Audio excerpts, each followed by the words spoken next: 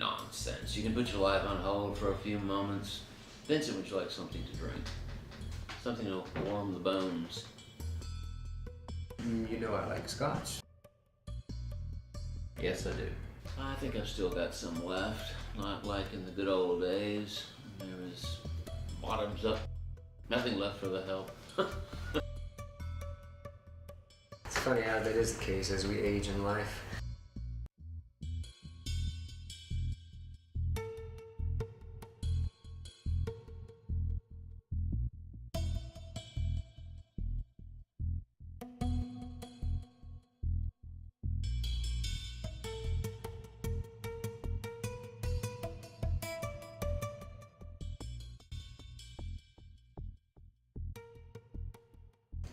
Let me ask you, how's your battle with cancer going? I'm losing. The doctors say it's inoperable. Have they told you how much longer you have? Yes, 2 years. Oh. That's what they said 2 years ago. Oh my God, you are living on borrowed time. So you still trying to beat the guy in the mirror? Oh yeah, always. You ever win? Oh, I always win, Vincent. I always win.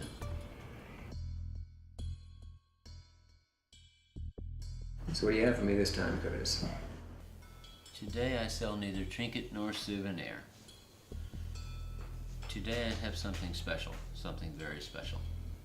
Today, mi amigo, I sell immortality. Can you believe that? Today I sell the future, what is to be. I thought you had invited me over here to transact some business. I read about a girl who was snatched up in Hampton a couple of days ago. Yeah, not to worry. I've got her hair clippings, I've got her jewelry, I've even got her unmentionables. And you know what? If you play your cards right, I'm going to see to it that you can have it all. Well, then let's talk money. Oh, easy, Vincent. Let's not worry about that for a few minutes. There's something I want to know, something that's been kind of itching at the back of my mind. Well, as long as you pour in the drinks. That's how I see it. You know, I've often wondered about people like you, Vincent. I mean, people like me were cut from a cloth known as burlap. Burlap has its practical purposes. It's durable, lasts a while. It's not going to win any kind of beauty contests. You know, originally it was known as Hessian. It comes from a town in Germany, Hesse, the soldiers of which, the Hessians, actually used that as part of their uniform. In 16th century India, they used it as the backing of rugs. Eco-friendly, it's expendable, much like human life. But I digress. We were talking about people like you, just flitting around with the idea of what it's like and why someone would want to collect the items of a dead person, a person that they've never known. I know this is a dirty business, but it pays well. It pays really well. Helps to supplement my income. And nicely, I might add. Besides, I guess what I'm really interested in knowing is why you would collect the items of a murdered person. That's risky business. I mean, this could get back to you. I know this, yet it is both tantalizing and titillating. That's why having these items carry so much weight, especially the ones with fragrance. Ah, the items themselves give you a way to connect with the person, is that right? Yes, you could say that. But it isn't anything that would get me put in jail. I could always say I find the items in a dumpster behind a bowling alley. A bowling alley? I collect bowling pins and convert them into laps. Hell, I believe it. It's a simple explanation. Damn, Vincent, you're calculating. You've thought about this, haven't you? But that being the case, I've got to ask you something. Have you ever thought about what it's like to actually murder someone? No, I could never do that. Yeah, well, I understand that, Vincent. What I'm asking you is, you ever thought about it? Well, yes, I have thought about it. But the problem for me is not so much the physical sense, it's in the psychological sense. Knowing I'd have to live with the horror day after day, night after night, and relive that horror. But the reason I ask you this is, well, I'm really interested in knowing what separates people like you and me. I mean, what separates killers and collectors? Humanity. Oh, I'm sure you're right, Vincent. But I mean, have you ever wondered what it's like to be a serial killer? To know that the cops are out there looking for you, sifting through DNA evidence, fingerprints to try to find you. Have you ever thought what it's like to watch the TV news and see the families of the victims crying in anguish, see tears, so sad, so many tears, and yet knowing that you are the one they're looking for, the one who's commanded such an audience of deep despair. Can you imagine what that's like, being so clever as to outwit the police? More like it's deranged, I would have to say. Maybe I'm catching stones. But to kill, commit murder time and time again, and not have them find you, that requires a clever, clever man. I mean, let's take, for instance, the surgeon. Now that's one clever fellow. He owns the record for the most kills. What is he, 35 or 40 now? 61. 61? Yeah, and they say whoever grabbed that kid over in Hampton has the same MO, so it's probably 62. I'm impressed. You know your numbers, don't you? I'm an accountant. Oh, I see.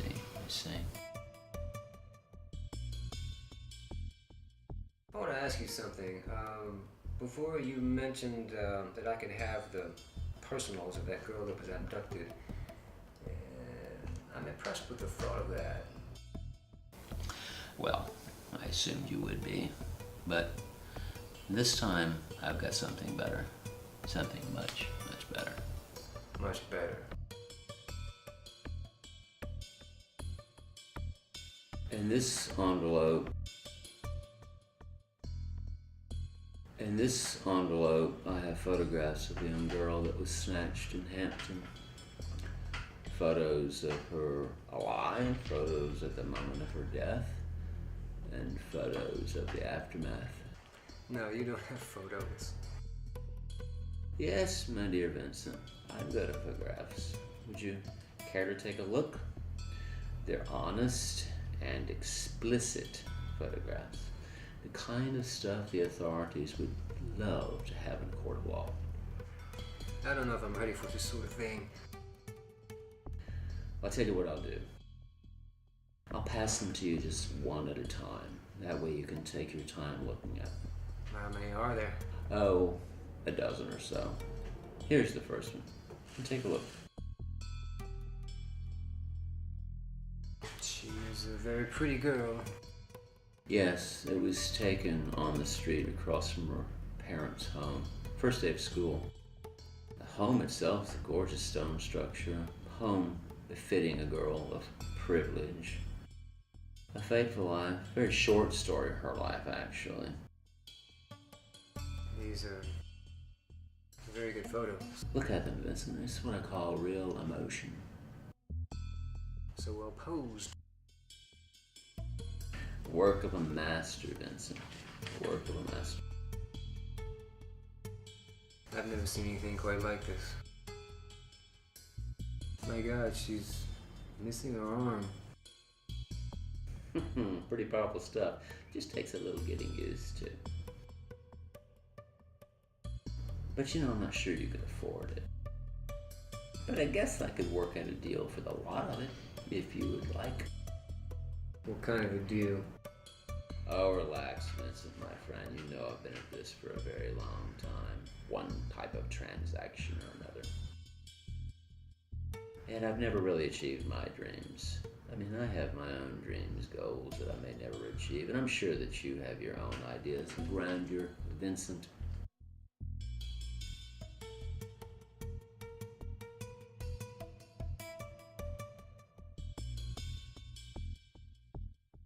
But we are where destiny has led us.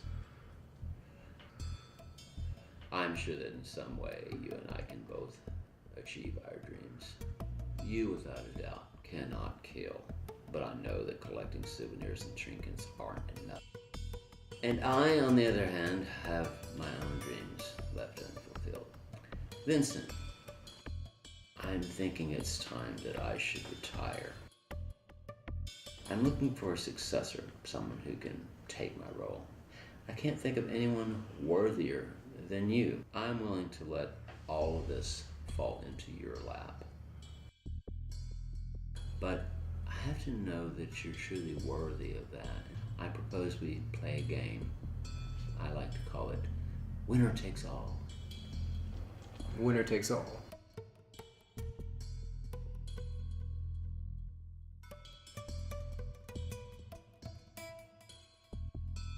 Do you need a pen? So I have my own family heirloom, actually. Here's what we do. You're a pretty knowledgeable guy. We're going to see who knows more about the surgeon. What is the object of the game? If you win, you get the whole lot. If I win, I charge you double. Sounds fair enough. You think you know more than me? I'm going to enjoy this. What the hell? I'll play. Game on. So let's start with page 1. Right. April 2nd, 2001. Victim 1, Tanya Parker. Vincent, what can you tell me about her? She was found at a McDonald's, locked in the bathroom. She was missing all of her clothing. Yes, she was. Write it down. She was picked up on the way back to work. Write it down. You can add that she was found at the corner of Madison and Toffee. Write it down. She was also wearing red velvet shoes, strapless bra, 2 diamond rings, one of which I believe you got from me. Let's go to page 2. Write Donna Messick, May 11, 2001. So now, Vincent, what can you tell me about her? I know that they found her at the top of a Ferris wheel. That's where she was. Quite a feat, don't you think? She also had marks on her back as if she'd been slashed with a bullwhip. They said she had on a pink dress when she was abducted, a prom dress, a party garment of some type. Is that the dress I bought from you? Just a little inside info here. Actually, the hem of that was actually used to strangle the girl. Write it down. Write that down. Pretty even so far. Page 3, August 17th, 2001. Angela Sanchez. Do you remember her? She was found at the catfish farm. They said she had...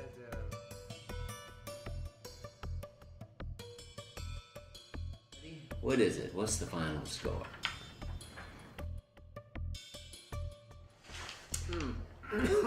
I have 121, and you have 109. 121 to 109. Who'd have thought that you'd beat me at my own game? Not all 61, we missed a few, but pretty admirable, I'd say. And I get the spoils. Of course. The box of goodies and the photographs are all yours now. You must feel like a proud, proud man. I feel like another drink.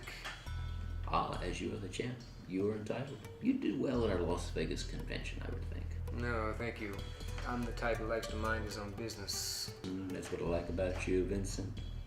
What you call discretion, I call under the penalty of law. Vincent, I've known you for about 10 years or so, yet I know little about you. Except that you're about to die soon. Yeah, maybe sooner than you think. I'm assuming that you're single. Yes, I'm single. Came close to getting married once. I'd really rather not talk about it. It was a long time ago. So, I'm assuming you have no kids? No, I dislike children. They make me nervous. Brothers or sisters? I have none. Parents? Well, my parents are both deceased. My father passed away in 81, my mother in 89. So you have few attachments in life. I have a great aunt in a nursing home. She's 91. We won't count her. So let's say that at your funeral you would have very few people. Who might you expect to be at your funeral? Maybe a few of the people I worked with over the years. I guess that's about it. So it would be safe to assume that you've lived rather anonymously, sans mainstream, kind of out of the loop, right? Now we'd probably say yes to that for the most part. And you are going to die soon, no? For the third time, yes. Do you remember earlier when I told you that I could sell immortality? Yes, I would recall some gibberish of that nature. Well, your time for fame has come, Vincent. How would you like to go down in history as the surgeon? What? Are you nuts? Of course not, Vincent. In fact, I am quite sane. Are you trying to set me up? Nah.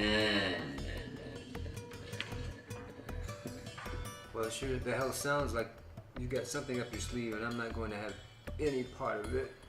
Vincent, you're going to go down in history as the most successful of all serial killers. Gosh, Vincent, you're the surgeon. Your name will be spoken by media throughout the world, Vincent. How you were able to, with little or no effort, succeed in killing so many people, avoiding the law. Oh, Vincent, psychiatrists will talk about you. You'll be the subject of debate.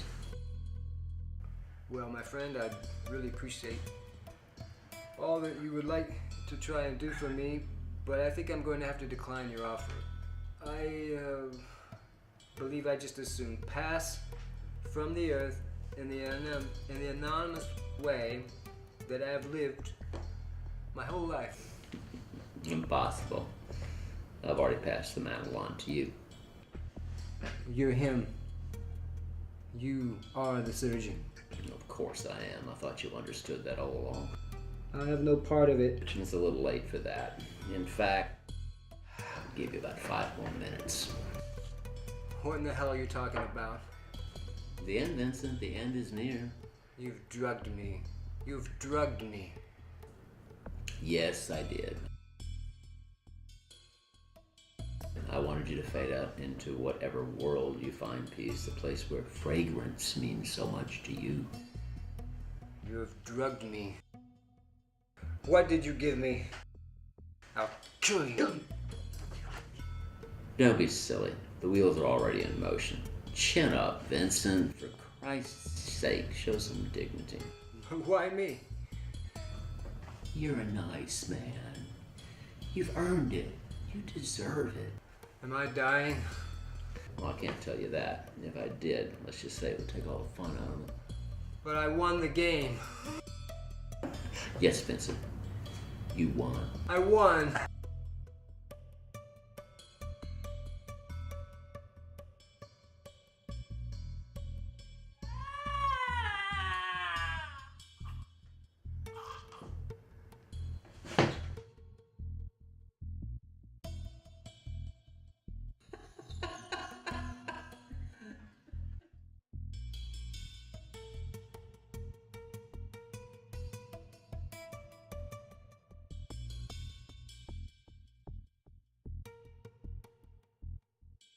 Yes. This is Curtis Matheson. I live at 714 Downer Street. Yeah. Anyway, I was on my way to work and there was someone passed out or camping out or drunk on my front porch. Your shift commander had told me a couple of weeks ago that if I would call you, you could send somebody around to take care of the situation for me.